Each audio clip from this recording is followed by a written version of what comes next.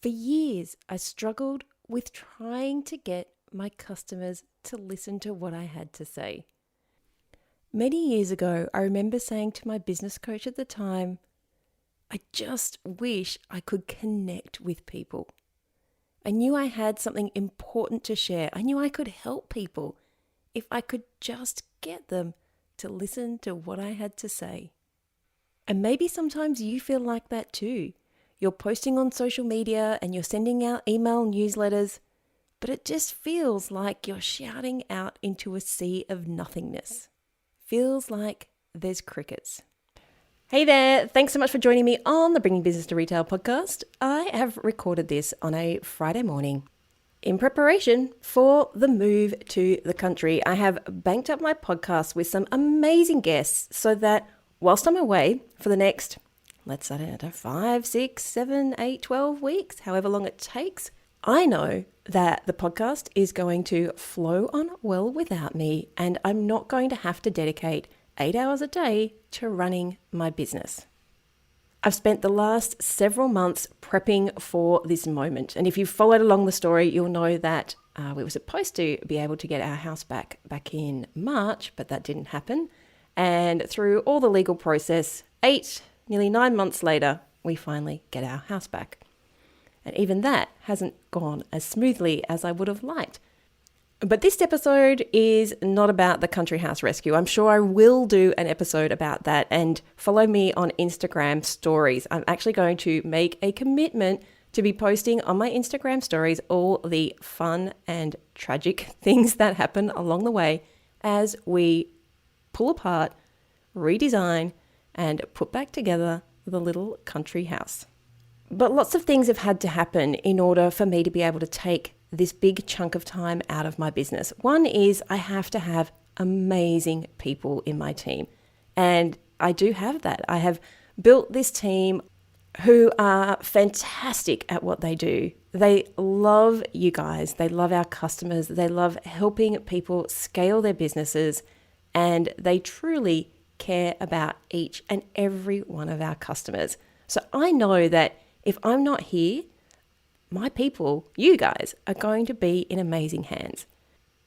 I guess you could say I've forecasted what's going to happen in my business. I knew that this time was going to come and I was going to want to enjoy renovating the property. I actually love doing the DIY stuff. I love the building. I love the design work.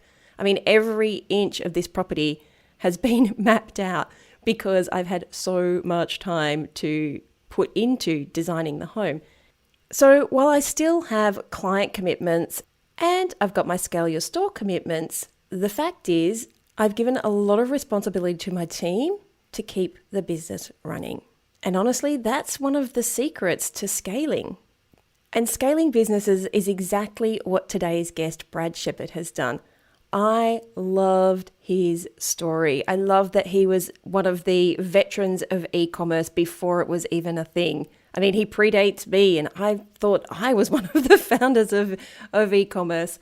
He has an amazing story about finding a niche of customers and then creating products for them, not creating a product and trying to find customers. And guys, it is much easier to scale when you already have the people who want what you sell. And of course, we have this affinity with real estate and how he transformed or branched out the e-commerce business to have a real estate arm, and then how he's gone on to scale a different business from there. I think you are going to love today's episode, whether you're a real estate junkie like I am, or you just love to scale businesses, or you just like to see how people's lives and the journeys that they take can sometimes hinge on just seeing an opportunity and seizing it. So let's jump into today's episode with Brad Shepherd from Sugar House Investments. And remember to keep up with me at the Selena Knight on Instagram. Pay attention to the stories if you want to see what's happening at Sal's Country House Rescue. Hey there, and welcome to the Bringing Business to Retail podcast. I'm Selena Knight, the retail strategist, and I am super happy that you have joined me today for this episode because quite literally, the man that you're about to hear from changed the entire way that we do business. And it meant that we could help more. So early last year, I did a course with James Wedmore, and I knew I kind of wanted to do the course, but I like to get value, and I knew that there were a lot of affiliates out there who were offering their own bonuses to sweeten the deal. I mean, this was a very expensive program, I think about 5,000 Australian dollars. And so I knew that if I was going to spend this money, I wanted to get maximum bang for my buck. So I started searching through all the different affiliates and what they had to offer. And I stumbled across this guy called Brandon Lucero. And I thought, I'll check him out. And what a mind-blowing moment that was for me. Because Brandon teaches messaging. He teaches you how to connect with your customer, how to get into the heads and minds and the hearts of the people that you can help. And it's funny because I can do this in other ways. Right now, as I'm recording this intro, I am sitting in the Country House Rescue with decor scattered all over the floor. I have vases, I have fake plants, I have containers, I have baskets, I have all the things. Getting ready to stage this house because we are nearly done. It's been, nearly 3 months, which was a lot longer than we ever expected it to. And all along, I've known exactly who I want to sell this property to, who my customer is. I have even Pinterested the exact type of images that I want the real estate to use. Yes, there's some post-processing, and yes, it's going to look very Instagram worthy. But with that in mind, right from the beginning, before I even stepped foot into this house, I knew exactly what I wanted it to look like. I knew exactly who I was going to sell it to, and I knew what that messaging was going to look like. But for some reason, I've always struggled with it in my business. I knew I could help people. I knew that I was pretty good when it comes to growing businesses. But I'm not always great at words. I was going to say words, but I'm not always great at feelings. I know that I can help people, and I just love to rush to the point. I'm just like, I'm a fixer. I love to jump in and just tell people what they need to do to fix whatever's broken. Now, that's great when someone's paying you to do that. But if someone doesn't know who you are and what you do, just giving them the answer without giving them context or without understanding what it is that they actually want can mean that all those efforts are wasted. And maybe you felt this way too. Maybe you post on social media, or maybe you send out emails and it just feels like there are crickets. It feels like there's no one at the other end. It doesn't mean you're not good at what you do. It doesn't mean you don't have great products. That's a double negative, isn't it? It doesn't mean that you should shut up shop and throw it all away. What it means is that you probably have a problem with your messaging. And so that is why I am so excited to introduce you to today's guest, Brandon Lucero. Now, along with Brandon, I had this huge change in my business when I met both him and my now friend, Mike Pacquione, who we'll have on the show, because Mike asked me some really difficult questions about my business. And honestly, that conversation that we had turned my business around. Now, it wasn't long after that I discovered Brandon, and because I'd had those difficult conversations with Mike, I was able to refine my messaging. And it meant that I could tap into exactly what my customers were thinking and feeling so that I could actually go and help them, so that I could give them the information that they need to create scalable, profitable businesses. And you know that you've got your messaging right when people have no idea who you are, but they know that they want to hang out with you. They know that whatever you're selling, they want to be part of it. So if you want that kind of relationship with your customers, you're going to love today's episode. So let's jump in and hear all about how to master your messaging with Brandon Lucero. If you're tired of trying to convince people to engage with you on social media, to open your emails, to listen to what you have to say, and of course, to buy what you're selling, then you are going to love this conversation that we're about to jump into with Master of Messaging, Brandon Lucero. Hey, Brandon, welcome to the show. Hey, thanks for having me. I'm glad to be here. Now, I was just saying that I had to have you on the show because I changed so many things in my business after going through your program. And for years, I would actually say to people, I know I've got the right, I know I've got the right program. I know it helps people. People who actually do scale your store get so much out of it. They want to come back and do it over and over again. But I just can't get people to want to buy it. Like, I know it's great, but no one else knows it's great. And I didn't know that messaging was my problem, but I just kept saying, I just need to connect with my customers. I just need to find that thing that makes them go, yeah, this is what I need. And it wasn't until I worked with you that I managed to nail it. And you know that it's worked when someone says to you, I didn't know who the heck you were. I literally watched one of your videos and went, oh my God, she gets me. I need to buy that. Yeah. Yeah. So thank you.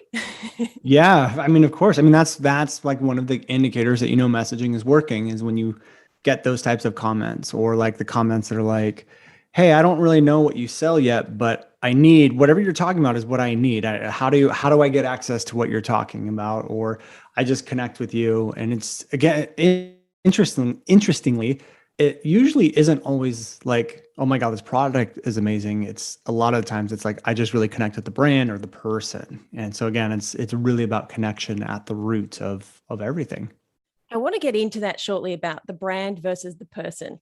But these days you work with 7, 8, and I'm probably sure even 9-figure entrepreneurs to help them to help more people by nailing their messaging. But it wasn't always like that, was it?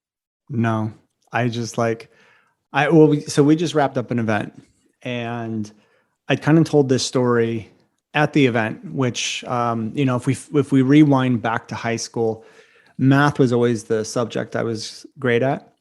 And even now my son likes to like plug numbers into a calculator and then quiz me like, Dad, what is da da da da da times? And usually I'm close. Like I'm not like a genius with math, but I get it. It just like numbers click in my head, which means that English didn't. And so, I met my wife when we were 16 and 15 years old and I was putting this presentation together and I said, babe, what do you think? Like, if I came to you for English help in high school, what did you think? And she's like, yeah, I just wouldn't have gone to you for that, for that. Like English was not great. And even today, like as a kid, I had speech issues. So I had a speech therapist. And even today, there's certain words that I just can't say, like my brain and mouth just won't allow me to say those words. We send typos out all the time. Grammar's not like always off. English just doesn't click in my head.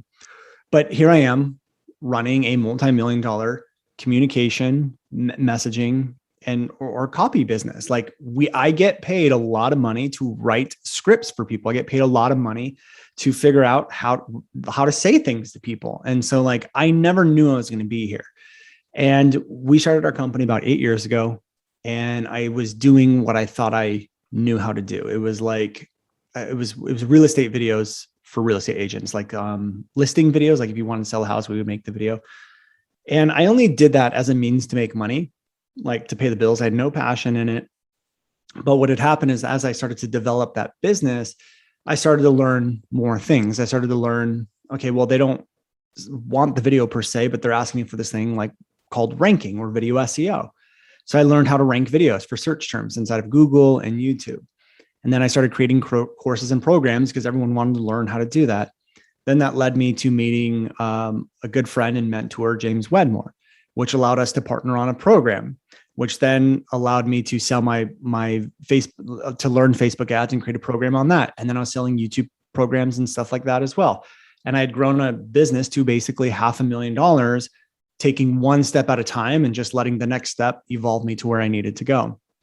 But to go from 0 to 500,000, I mean, it took me like maybe 6 years to get there to that point. And then I realized one day, I'm like, I don't like this. I don't want to do this. And I gave it all up. So we had a business doing $500,000 a year.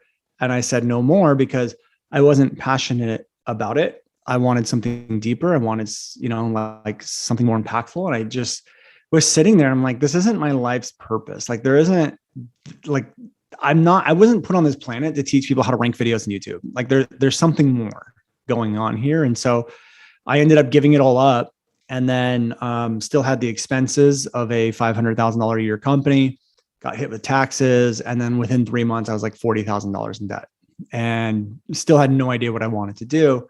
And then this was at the beginning of 2018. And I got this idea that, hey, you're not supposed to teach people YouTube. You're supposed to teach people how to get video working inside of their business.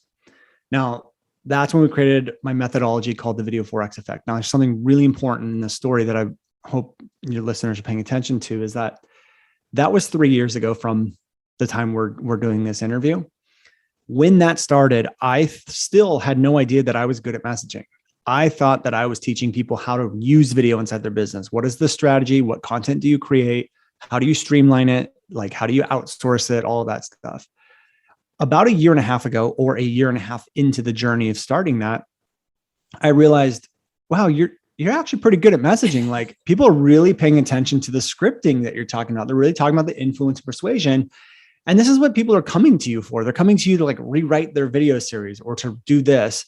And I was like, well, maybe this is what we should do. And I leaned into that even more, especially in the last like 6 months to a year. And we've just been like skyrocketing because we've been leaning into what I am just naturally good at, what I'm really passionate about. But really, honestly, what it is I got in alignment with where I'm supposed to be, what I'm naturally good at. And I focused more on connection and service with customers than I think I ever have inside of my company. And so that journey that I just went through in the last 5 minutes, or however long it was basically like our 5-minute version of our 10-year story. I've been in business for 10, 11 years right now. But you've made more money in the last 3 years than you did in the first 7. Yeah, I think that's probably accurate, or pretty close. The last 3 years have definitely been the most money we've ever made. So we went from a $500,000 company to $40,000 in debt. And then when I found this new direction, our first 9 months, we did $1 million in sales, not all collected, but like projected sales, because people are on payment plans and stuff like that.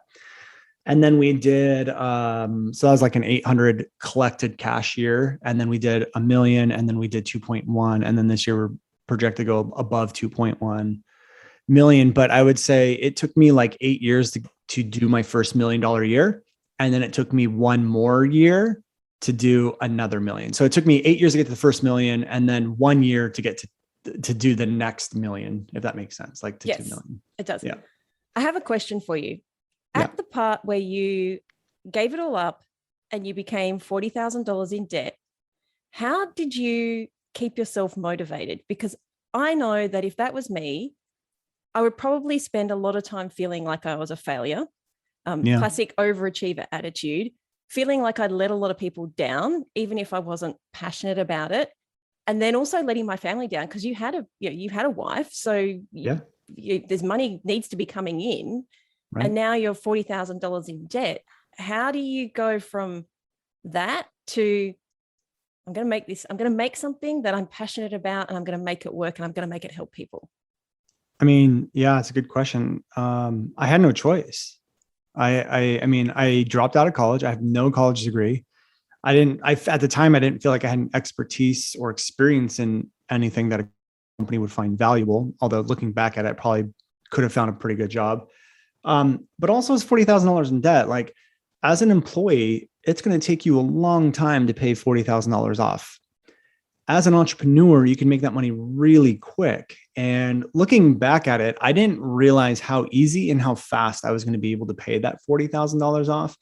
Had I known how easy it was, because when you get in alignment and things are working and you're like doing what you need to do, and people see you as that number one expert in the space in a certain thing, like making $40,000 can happen really fast. And so it didn't take us very long to pay it off, but I sat in pain and suffering for a while. And I remember going to lunch with one of my mentors, Jim Thornton, and he's kind of well known for the be, do, have model, right? He didn't create the be, do, have model, but he's been using a lot of his marketing and his philosophy.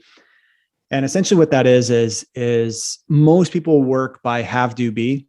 Once I have the money, then I can invest in Facebook ads. And once I invest in Facebook ads, then I'll have $1 million business. But actions produce results. And if you take actions of a broke business owner, then you get the results of a broke business owner.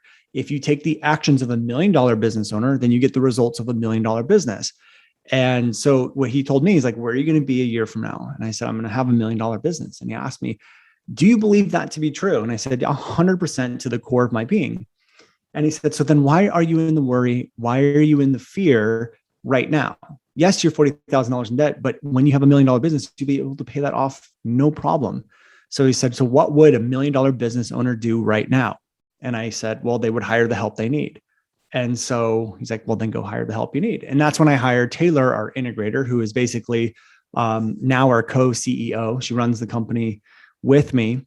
And that was scary because I didn't really have the money. Scary step. How do you go from being in debt, no cash flow coming in, to saying, because this is something that comes up over and over again with the people in our programs and the people I work with, is I can't afford to hire somebody. Yeah. Well, you just go sell is basically what you do. And that's what we did. And so I said, here's what we're going to do. And we had some momentum. We had like, being in the space, we were still in the same space. We just changed directions. So it's still well known inside the space for YouTube ranking and stuff like that. And so we made an announcement to our existing audience and said, we're no longer doing that. We're making a pivot. I'm launching this new beta program. Go buy it if you want to be in. And we just went straight into a launch, and we launched a course, we launched a coaching program, and we launched a service all at the same time. And I was just like, we need money. Let's just sell anything and everything we can. And so that's what Taylor and I did.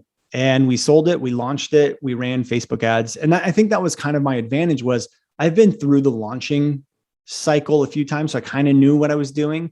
It wasn't like I was just a completely new business, like out of my own. So it was a little, out of my own in an unfamiliar space, but I had a little bit of that familiarity and just expertise there. So we went and we launched, and it was like, I think we may have done like 20,000 the first month, and 30,000, then 40,000. And then it was like 60,000. And we kind of hovered there for a while. And then we did one big launch like 8 months later and did 400,000. And so it was just like slowly we're able to do it.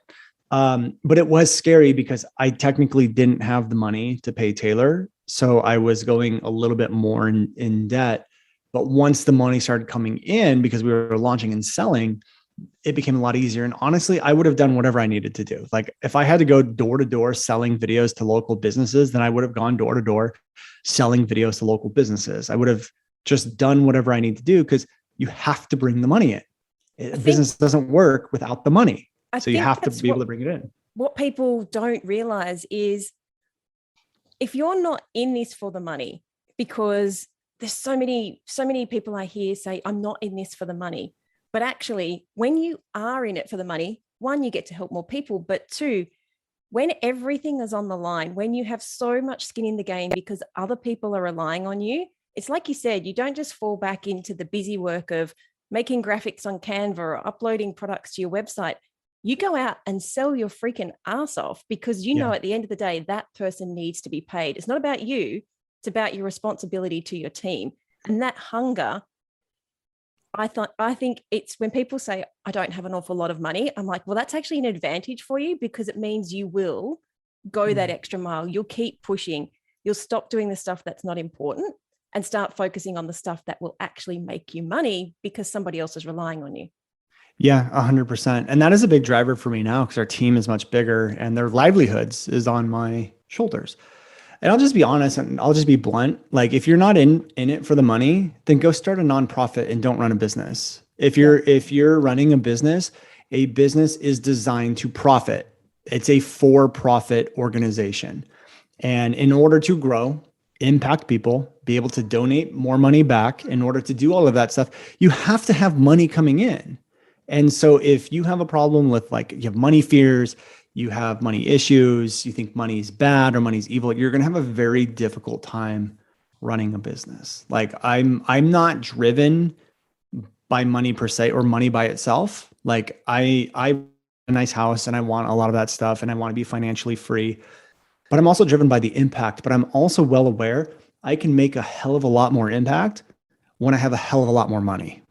And so every year we always donate a ton of money back. We put on bigger events. We can help our students even more. We can make better products. All of that stuff requires money. It's necessary. I totally agree. The more money you make, the more people you can help. Yep, 100%. Okay, so for the people who are listening who have businesses in what we would call saturated markets, things like fashion or beauty, sports goods, there are so many people trying to sell the same stuff. How can getting your messaging dialed in actually help? Yeah, good question. So one of the things that we talk about integrating into messaging are things like identity, beliefs, and core values. And I'm going to use the energy drink industry as an example here because they are a very saturated market. There's 1.5 million energy drinks and companies starting out all the time. But when we look at Red Bull is like one of the top, if not the top. I know there's Monster and other drinks like that too. But when we look at Red Bull, their audience is all extreme athletes. It's people that are like jumping off of cliffs and base jumping and motorcycles and big jumps and mountain bikes and all that stuff. What they're really doing, and actually, let me backtrack. When you look at their marketing, you look at their content, you go to their Instagram, there really isn't anything about the drink, the ingredients, what it's going to do for you, the health benefits, if it has any. I'm not really sure what ingredients are even in there. Lots of caffeine. Yeah, exactly. But that's their marketing. That's their campaign. Why aren't they talking about the actual product? Because they're not focused on the actual product. They're focused on identity. What they're trying to do, or not even trying, they are doing it. What they are doing is they are connecting with a sub-market of people based on an identity. So when you drink Red Bull or you watch their content and stuff, or you buy Red Bull because you like the brand, I'm willing to bet there is an identity that you have that their content or brand is reinforcing. So I would assume you like the extreme sports, you like watching those videos. Maybe you are an adrenaline junkie. And so one of the best and easiest ways to stand out is incorporate things into the brand, like core values, beliefs, and identities. And usually as the owner, you want to take those from you. And when you take them from you, you actually make your brand more unique, because not everyone's going to have the same beliefs and values and things as you. And so if you really want to stand out in a crowded market, you embrace more of you into the brand, and then you connect with people based off of those elements. I think what we forget is we call these in our program, we call these leverage points. And one of them is aspiration. And what I took away from you just then is you don't have to be an extreme athlete to want to drink Red Bull. It's not like it's a piece of equipment that you use, like a mountain bike or a parachute. You just have to aspire to want to do those things. Like it's you don't have to be in that subgroup. You just have to like that subgroup and want to be part of it, even if it's just on the fringes, even if it's just from the outside looking in. Because if you only focused on those extreme athletes, your pool of people gets ridiculously small. But if you encompass the people who want to be part of that community or that culture, then you end up opening it up to a whole bunch more people. Yeah, 100%. It's basically, it's how you take your product out of the commodity field and into its own space. You know, like if you were selling a banana, like you had selling a bunch of bananas in a stand, and someone next to you open up a stand selling a bunch of bananas, you try to sell it because yours are more yellow or yours have whatever. It's the same freaking product. And if you focus on the benefits and you focus on like, oh, well, the bananas, mine have a lot of potassium and that's going to help with cramps. And the next person's like, yeah, mine too. It's like the only thing making you different will be the price, because it's the exact same thing. And so when you look at Red Bull, they're not a commodity. They're not like trying to sell based off of benefits that an energy drink can bring. You got to elevate higher to higher levels. And they do that very well. So how do you find those things inside of you? How do you find those connection points and not feel like a douche? Like it can feel when you're saying, these are my values and I want you to be part of them, or these are my core beliefs and I want you to be part of them. It feels like you're putting all the attention on you rather than your brand. How do you separate those two things so it doesn't always have to be you continually driving the machine? Yeah, I mean, that's a good question. So I think, to get down to it, first of all, you don't need to put everything into it. And so when I look at my brand, for example, there's certain things that I take a stand for and that I want to incorporate and I intentionally incorporate. And there's certain things that I don't. But I think, like, if we're going to go to the douche example that you gave, in my perspective of it is that when you project onto other people, like, make yourself right, because these are my beliefs, these are my values, these are whatever, and you need these. And if you don't have these, then you're wrong.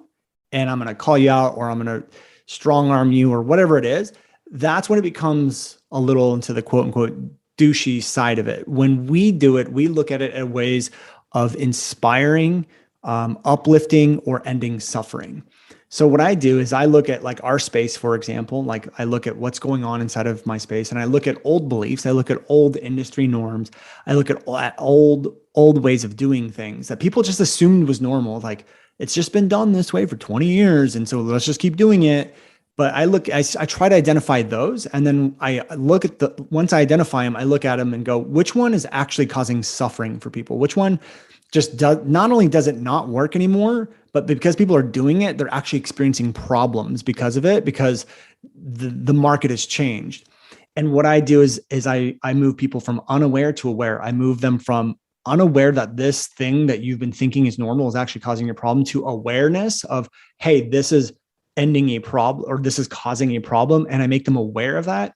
So what I do is I use my beliefs to end suffering. And so for me, it's always empowering, bettering people's lives. It's never like, hey, this is what I believe, you better agree with it, otherwise I'm going to call you out, or you're wrong. It's not about being right or wrong. It's about ending suffering. And I think if you come from a place of service, you come from a place of wanting to genuinely help someone, and you have a process or a system or a product that genuinely actually helps people, and it's not about your own ego, then it is, people can feel the love versus all that other stuff. Does that make sense? It does. Can you give us an example of how you take one of those beliefs and you use it to help people?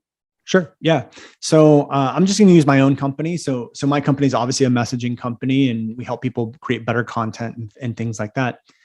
Inside of the space that I'm in right now, for the last 10 to 15 years, people have told you, hey, if you want to run a business online, you need to help people. You need to give away your best information for free, do a ton of tutorials and educational content and stuff like that. And so there's a lot of new entrepreneurs coming up in the space that just believe, because that's what everyone's telling them to do, that they should do a ton of how-to content, go do a ton of how-to content over and over and over again. But it's actually causing a problem. It's causing a lot of entrepreneurs to remain stuck for a couple of reasons. Number one, when you have like 100 weight loss coaches and they all put out a video titled "How to Lose 10 Pounds," the audience has no idea who's different or why they're different. You blend in with a sea of all the other experts, and maybe one or two of them finally get traction. The other thing people tell you to do is do a ton of how-to content, then get ranked at the top of YouTube. And that's great if you're the top person ranked at YouTube, but then the other 299 people don't get any traffic. So what they continue to do is continue to put out a ton of how-to content. So that's kind of the belief. And what I do is I create content that says, is how-to content really the best type of content? How-to content could be the worst type of content, just stuff that's a little polarizing. But what I tell people is, hey, look, I understand that you have been told to do how-to content. I get why you're doing it, but let's look at Gary Vaynerchuk. He's grown faster than anyone has in the space, and he doesn't do tutorial videos. Let's look at any TED Talk out there, amazing educational and powerful content, but they never go tell you something in the form of, here's step 1, here's step 2, here's step 3. Let's give you guys one more example. Do you ever see an encyclopedia at the top of the charts of the best-selling list? No. Why? Because the best information, giving people more and more information, isn't how to sell or stand out. In fact, it causes you to blend in. So how do you change that? And then we start to teach them how to change it and what to do differently. But again, it all starts with, here's a belief that you have that's actually causing you a problem. I'm going to break you out of that pattern of thinking that that's true. And then I'm going to show you a better way. I'm going to show you a more powerful way. So that would be an example of how I do that. I was just thinking as you said that about the best-selling book, The Subtle Art of Not Giving a Damn. Yeah. And would that book have really been as popular as or as famous if it was like how to get stuff done better? Like Right. it just does it. It's that polarizing kind of shock value. It's like in an ads agency, you've got an ads agency as well. It's the stopping the scroll, isn't it? It's making people just stop flicking through the endless amount of noise that sits in our brain these days and saying something different. But you're saying what you believe in, and you're saying probably the same thing. Like you were saying, how to lose weight in 10 pounds. When you said that one, I thought of that ad. I'm sure everybody's seen it when there's ads down the sidebar and it was like, drink this 3 times a day and you'll lose 10 pounds. That's Yeah. so clickbaity, but you would certainly click on that to find out Right. what it is versus the how to lose 10 pounds in 10 days. So if you're in a product-based business, because I know that you work with product-based businesses, how do Mhm. you do this? Because you assume that people are following you or they're buying from you because they like what you sell. But maybe Right. that's not the case, right? Yeah. So there's 3 things that need to happen. Number one is you do need to get the eyeballs on you or stop the scrolls. That's why the subtle art of not giving a darn or whatever the title is, it works. But also if the book, once people get the book and they read it and it's just boring, it's just more information, then they're out. And the same thing with your content. We can create polarizing titles all day long. That's only step one. We also have to learn how to communicate efficiently. We also know how, then once we can communicate efficiently or we can shift someone's perspective, then they stay. So we need the eyeballs on us, then we need to get them to stay. And then the third thing is we need to create demand. And one of the easiest ways to create demand is to create a unique philosophy within the brand that only your brand has. And so with product-based businesses, it's actually pretty easy. And so what you want to do is you want to look at what is missing from the marketplace or what hasn't been discovered yet that might be in front of people's faces. What is a problem that they don't realize they have? And then you start to create elements around that. So let me give you an example. I have 3 kids, and I've started to realize with baby bottles that there are some problems with a lot of baby bottles on the market.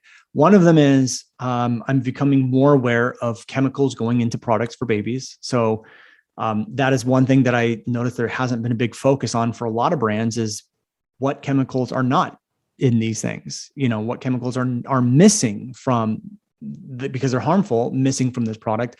The number 2 would be spill. Like they do have spill proof things, but they don't have spill proof things that also have a huge focus on chemicals, like chemically safe Phthalates and things. BPAs and all the things. Right. Yeah, exactly. And so we like bamboo products, but I haven't seen someone that has a bamboo product that also has unspillable things. And then the third one is unbreakable. So like with kids, they're throwing things around, they're dropping them out of the car. So I started to realize these are the 3 things. Like if there was a product out there that focused on had a philosophy of everything in our company was like the chemical free, unbreakable, and also everything was unspillable. I'm like, that is a philosophy that as a parent, I would get behind. So if someone started creating a lot of polarizing content around baby products or being a parent, or even if it was just funny content and got my eyeballs on it, but then started to reveal their philosophy within the content, what happens is my subconscious, because those are my thoughts already, my subconscious automatically goes, I need this. I want this. What they're really doing is they're not requiring me to think about, do I want this? Do I need to buy it? They are driving an emotional automated response to my subconscious that you need this. So they're able to get the eyeballs on me. They're able to create demand or keep my eyeballs on the content, but then they're also able to create demand for the products because of a unique philosophy that only they have, but the philosophy was driven by things that are lacking inside of the space. Does that make sense? It does. And I think as much as a pay-per-click advertising is getting a lot more expensive these days, what people don't think about is the organic social media marketing. They think if I post stuff people will see it in their feed. But especially on Facebook now, and I don't know if you've noticed it, as you scroll, if you stop on a video or an ad, the next few things you see are suggested things that you don't follow, but are related to whatever it is that you just stopped to look at. So let's just say it was the bamboo spill proof. If you stop to read an article on phthalates in baby products, Facebook, there's a good chance that Facebook will start to show you other content that's related to that same thing, totally organically. These are not sponsored posts. And so by having these polarizing pieces of content, or by putting that philosophy into your brand, you will actually rank higher in your social media, because the algorithms will say, oh, you are not just showing a picture of a baby bottle, you're actually talking about BPA or phthalates or spill proof or bamboo or all the. So we think you might like to watch this, or we think you might like to read this article. And so by default, this is kind of the stuff everybody was doing with blogs 8 years ago. Remember, everybody wrote really long blog posts to try and drive the traffic. That doesn't work anymore, but people are still teaching it. But you're saying, actually, if we pull out those key things and not just put a picture of a baby bottle up, put a picture of a lady's cardigan up, if we take a little bit of time and effort to say, what is it that makes me and my brand different? And what is it that my customers are going to connect with? Quite simply, you can end up getting more eyeballs without paying for anything. Yeah, 100%.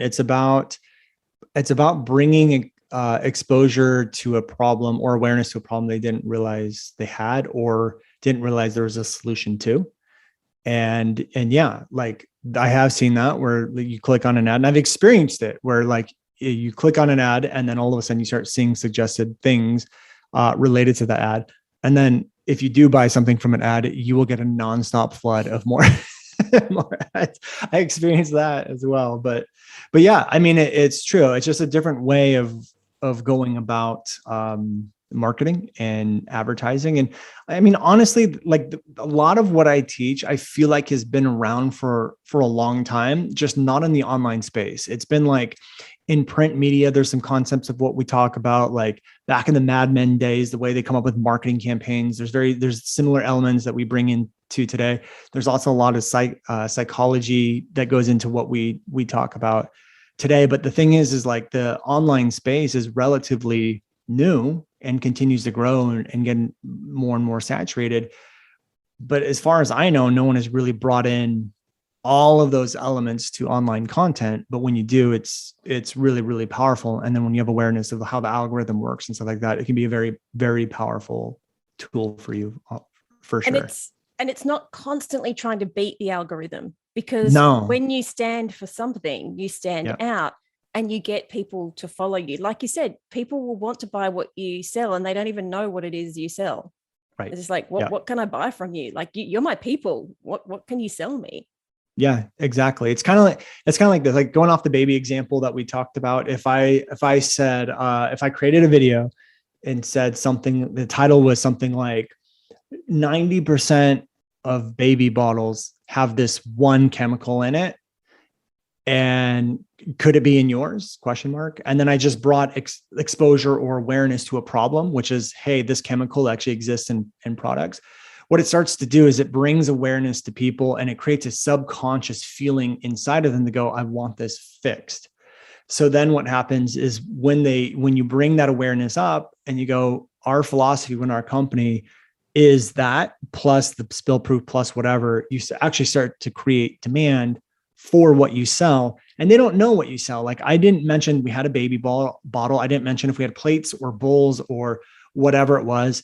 I didn't even mention that we had kitchen-based things. It could have been toys. It could have been, I guess spillable kind of gives it away, but I mean, you understand the point. The point is it's communication that brings awareness to a problem, that creates an automated feeling of desire, demand for whatever it is you sell without them realizing or understanding fully what it is you sell yet. That is what you want people to feel, so that they are compelled to go over to your site, to check you out, to learn more, to DM you, to ask questions, all of that stuff. It's almost like how brands end up getting cult status, isn't it? They Mm, built yeah. this connection so well. So the question is, how do you find, for people who are listening, how do you go back in time to that point when you first started out where you were thinking, I need to do this because once you get 18 months, 3 years into a business, you forget all that stuff at the beginning. You forget why you were pushing so hard. You're too busy trying to make sure there's money in the bank to pay the bills and who's rostered Right. on and is my social media working and all the other things. How do you dive in and say where do I find these connection points? How do I pull out what my core values and beliefs are and actually turn them into a thing? Yeah, I mean, it's a good question. And to give you a full answer, it would take a really long time because we have a lot of like exercises and things that we need people to go through. But where I like to have people start is to have them write down their purpose. Like, what is the purpose of your business or why are you doing it? Now, if you're like most people, you'll end up telling me a result that your business brings, but you won't actually tell me the purpose. And so, an example of this might be that I always use is like a copywriter. Like if I ask the copywriter, hey, why do you do what you do? Like, what's the purpose of all this? They'll say something like, well, I want to help people, have a bigger impact. I want them to like write really powerful copy so they can make an impact on the world. And I tell them that's not your purpose. That's actually a result that your company brings. So when people go through your program or they work with you, they are left with impactful content or impactful script writing or copywriting. When 10,000 people have that result, what effect is created in the world because of it? And it can be anything. So I always tell them if they have trouble getting to that spot, I always say, use the words so that. So you're going to start with, I help people write better and a more impactful copy so that blank. And then you write so that again and again and again and again. And then you're left with all of these things that are way beneath the surface. And then you're left with why you're really doing what you're doing. So like for me, for example, I help people create more impactful content and messaging and bust up old outdated society norms. But my deeper purpose, the reason that I'm doing this, I'm driven to create my change, is because I want to create a world for my kids to grow up in where anything is normal. Like right now we're told college is normal, go to college, get a degree, go get a good job. I want people to realize that's an option. That isn't the standard. And you can do whatever it is you want to do. And I want to make having people do whatever they want to do a norm. And that's really why I do what I do. That's why I'm helping people create more change, more impact, break society norms and all of that stuff. That's what I'm driven by. And that's incorporated in my brand.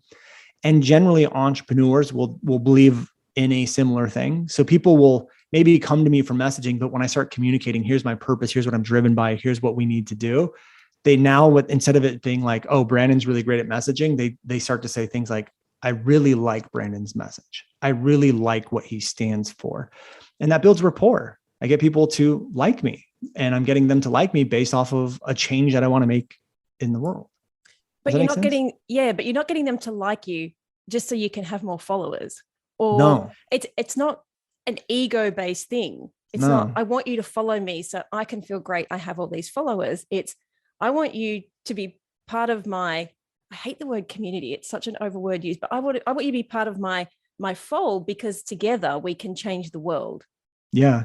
Yeah, exactly. It is community. And I understand what you're saying, but I think it's even a little bit more than that. It's kind of like you came to me for messaging, but we all know that people know, like, and trust certain people. Like you don't buy from a brand that you don't trust or like.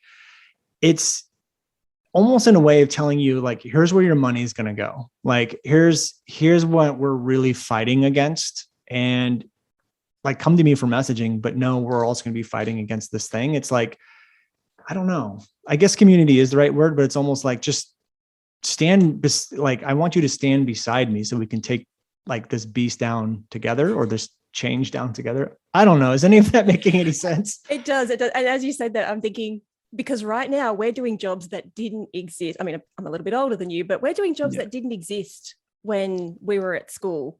Like Right. there was no concept of being an online marketer or a Facebook ad specialist or an Right. e-commerce entrepreneur. Like they weren't things.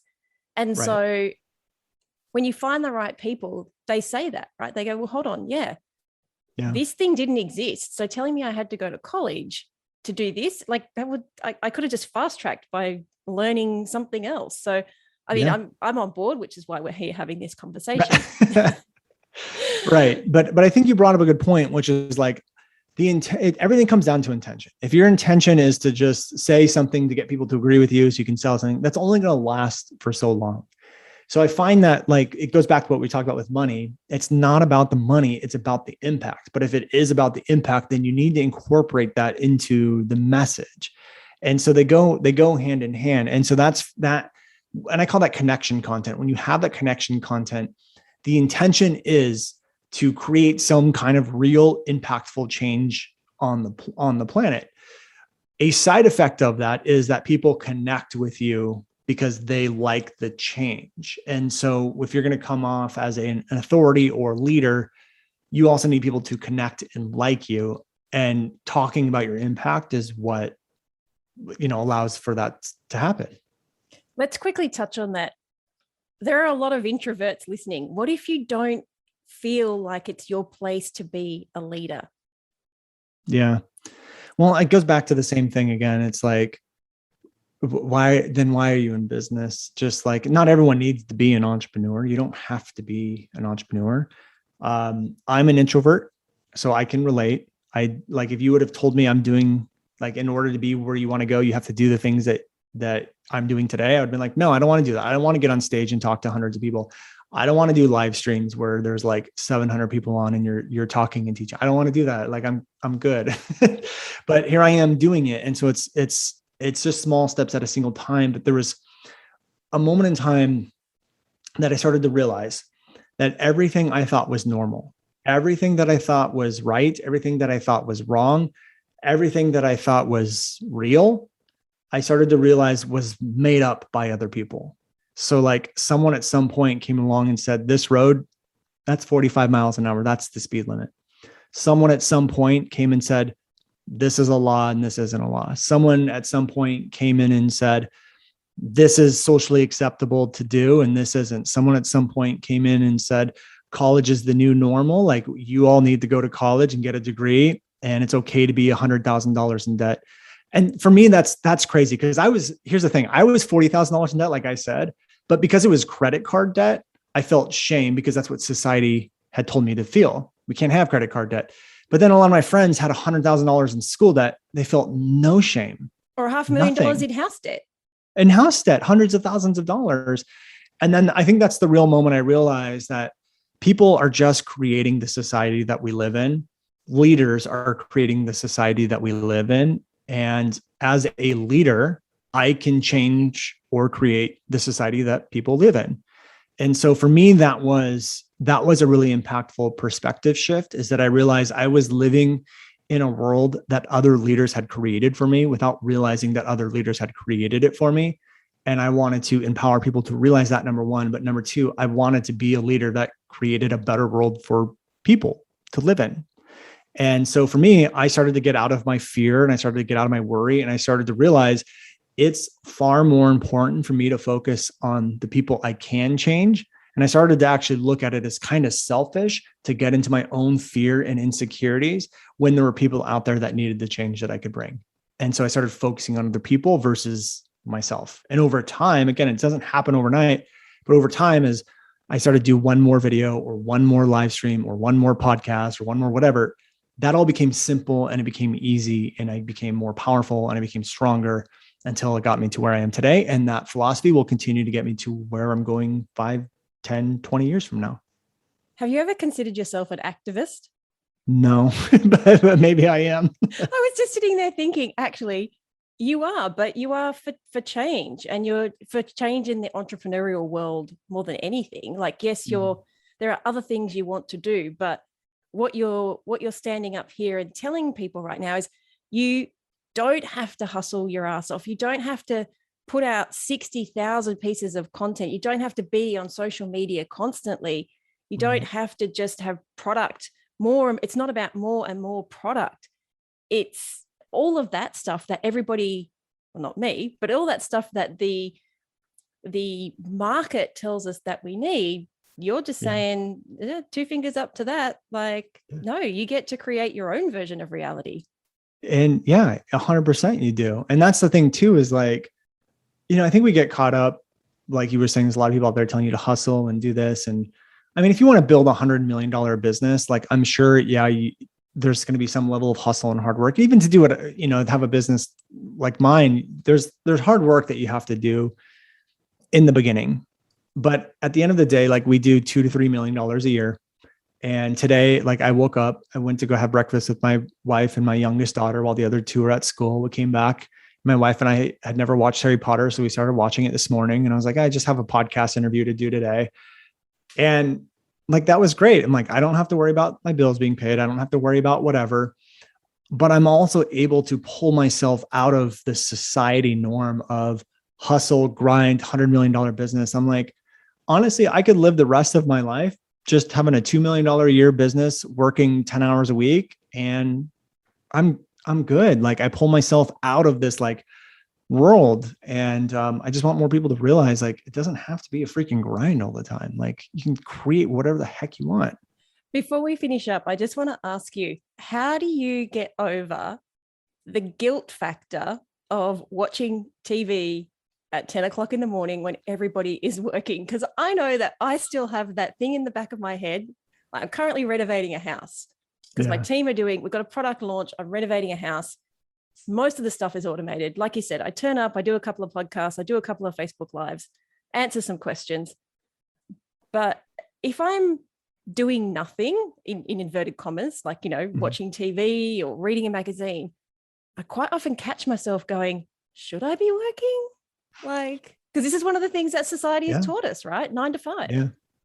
Well, it's shedding the external world and it's shutting off the things that people told you to do and leaning more into who you are, remembering who you are and what you like and all of that stuff. So I have no guilt of like watching TV in the middle of the day if I want to go watch TV in the middle of the day. Now, obviously, I don't wake up every day and go watch TV and like let the business suffer and things like that. But I also know, because I have done the grind thing, that grinding yourself into the ground could hurt you just as much as being lazy and doing nothing. And so you kind of have to find that balance. And there are days where I work really hard. Like last week, we had our 4-day event with like 100 people, and that was very taxing. And this week I'm going to do nothing. And that's just because that's what I want to do.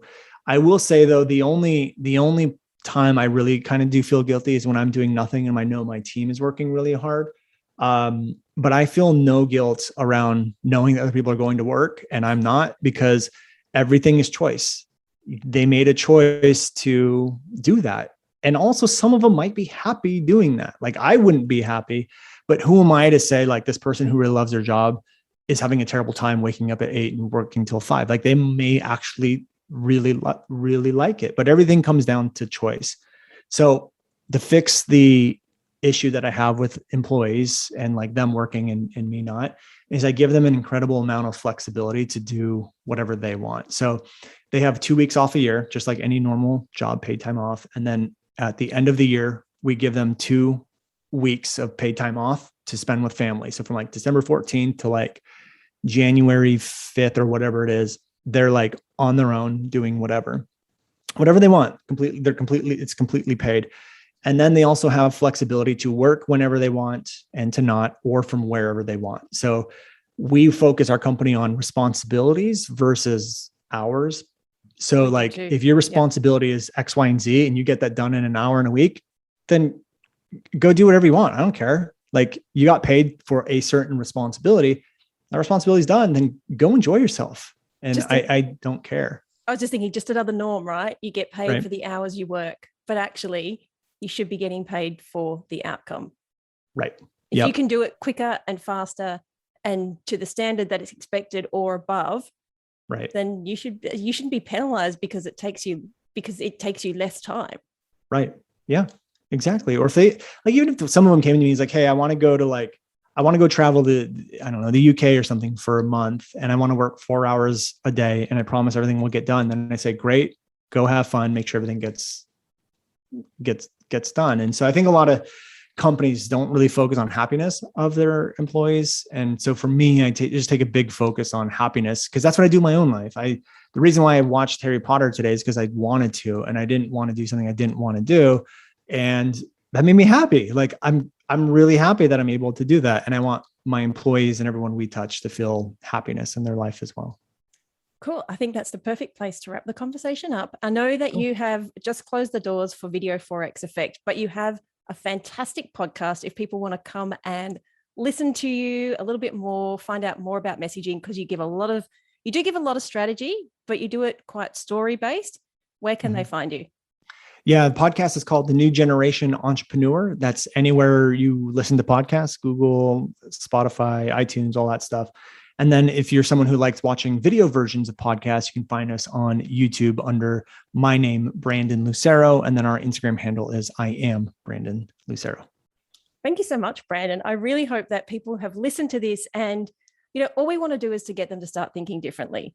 Yeah. I love it if you take action, but if we've done nothing else but other than get you to think differently, our work is done. Yeah. Well, it started. Yes, exactly. Thanks so much. Thank you. I hope you enjoyed this week's episode of the Bringing Business to Retail podcast. You can find all of the show notes over at selinaknight.com. If you found something that you heard today particularly useful, I'd love it if you could leave me a review on iTunes or Stitcher. And of course, feel free to share this episode with someone that you think could benefit by listening to it. Want more retail biz strategies? You can watch the Bringing Business to Retail TV show, where each week I'll answer a question or provide you with a simple, actionable retail biz strategy that you can implement in your business right away. If you have a question or a guest, I'd love to hear from you. Drop my team an email at podcast@selinaknight.com, and I'll see you on the next episode. Have a great week.